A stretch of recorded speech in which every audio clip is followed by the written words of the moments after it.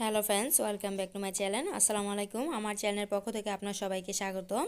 আমার এই ভর্তা মাখাগুলো কার কার খেতে মনে চাচ্ছে অবশ্যই আমার কমেন্টে কমেন্ট করবেন, জানাবেন। এই ভর্তাগুলো এভাবে বাসায় ট্রাই করে খেয়ে দেখবেন, অসাধারণ লাগে।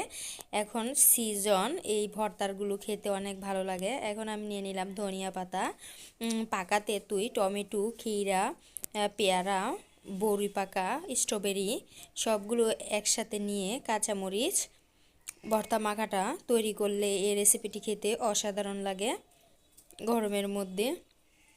এখন আমি তেঁতুলগুলো ভালো করে খোসা ছাড়িয়ে নিব। সবগুলো তেঁতুল নিয়ে নিলাম, কাঁচামরিচ কুচি করে, ধনিয়া পাতা, স্বাদ মতন লবণ দিয়ে দিব 2 চামচ চিনি। এই ভর্তা মাখাগুলো খেতে অসাধারণ লাগে, দেখলেই মনে চাই খেতে।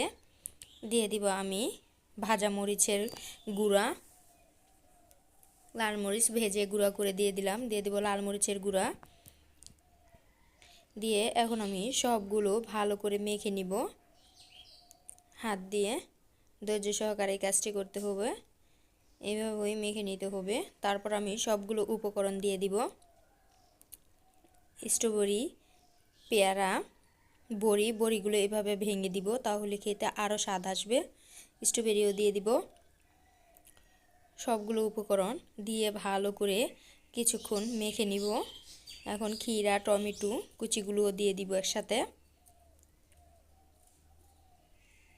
আমরা নর্মাল ফ্রিজে রেখেও সংরক্ষণ করে খেতে পারি।